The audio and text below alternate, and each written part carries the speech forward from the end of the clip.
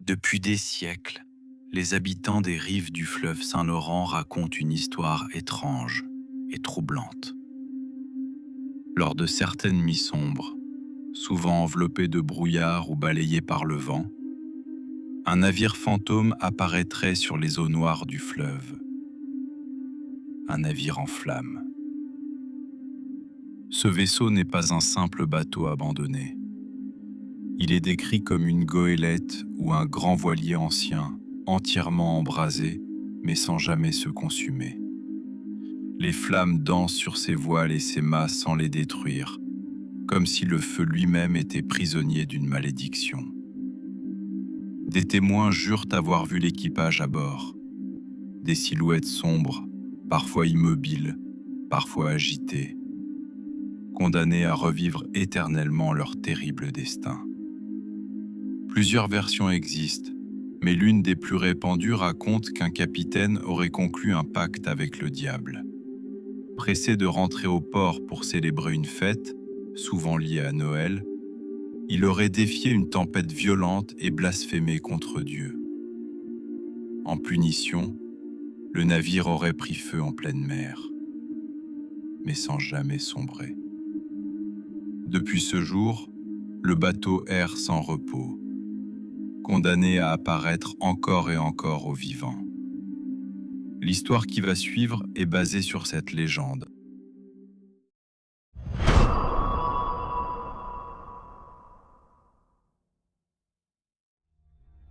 Je n'avais jamais cru aux histoires qu'on racontait sur le fleuve Saint-Laurent.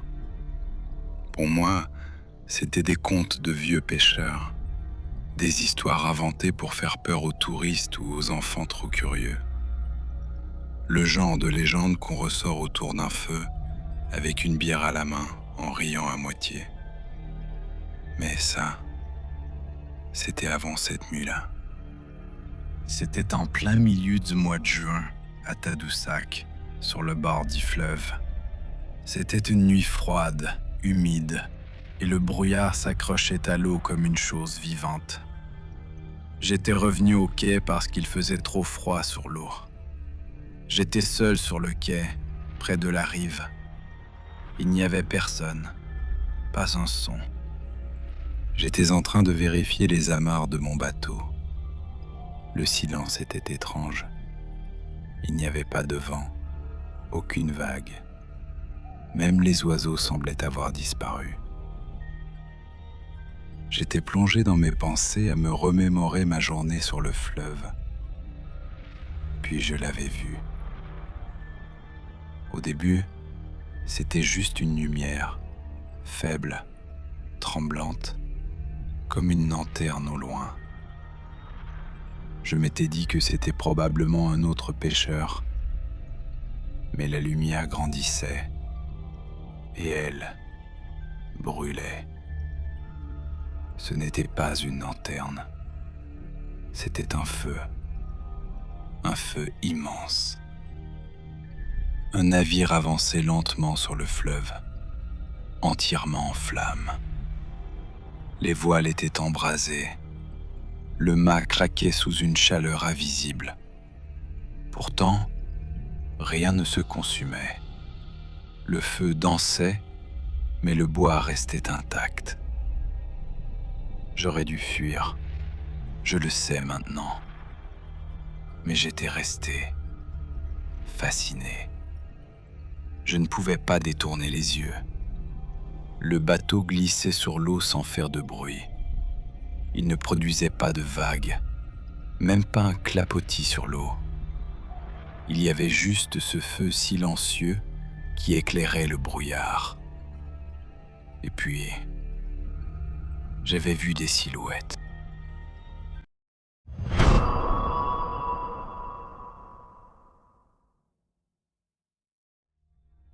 Elles étaient là, sur le pont, noires, immobiles.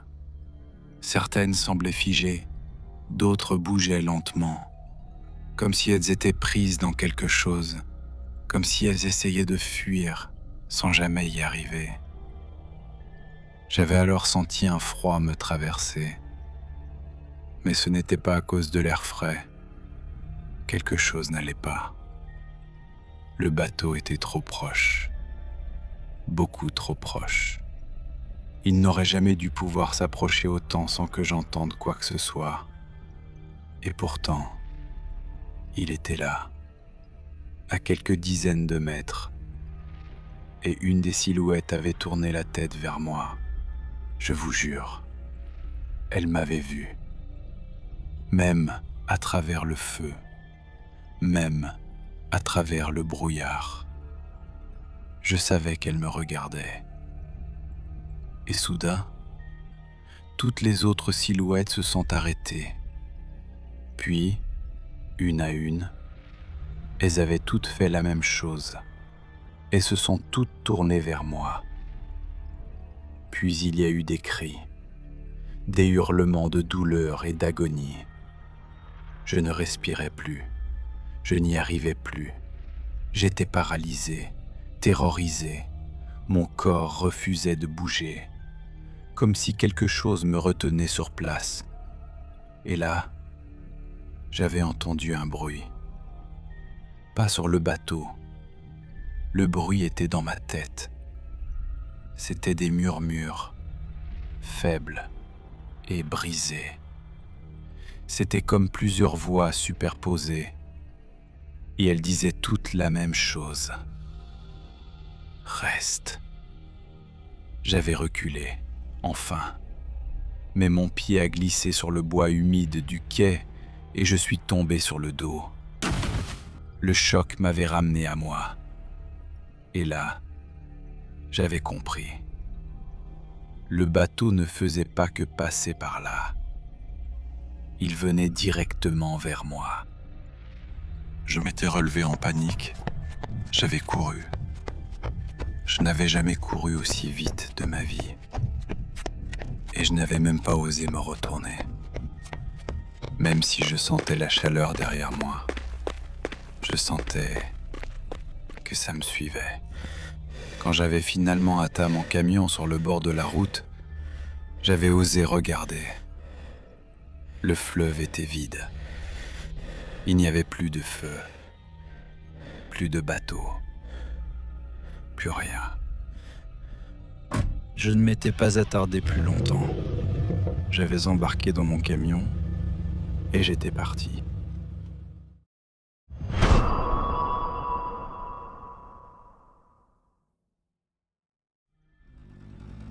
Je m'étais dit que j'avais rêvé, que le froid, la fatigue, ou le brouillard même, aurait pu m'avoir causé une hallucination. Mais le lendemain matin, je suis retourné au quai. Je ne sais pas pourquoi. Peut-être pour me prouver que tout ça n'était pas réel. Et au début, il n'y avait rien. Puis j'ai regardé le bois et mon cœur s'était arrêté. Il y avait des traces noires, comme des empreintes brûlées, des traces de pas. Elles commençaient au bout du quai et elles traversaient tout le quai, un pas après l'autre, humide, carbonisé. Et elles s'arrêtaient juste là où j'étais tombé la veille. Depuis cette nuit-là, je ne m'approche plus du fleuve. Mais parfois, quand le brouillard revient, je vois encore la lumière, au loin, qui brûle, et j'entends encore ce murmure. Reste.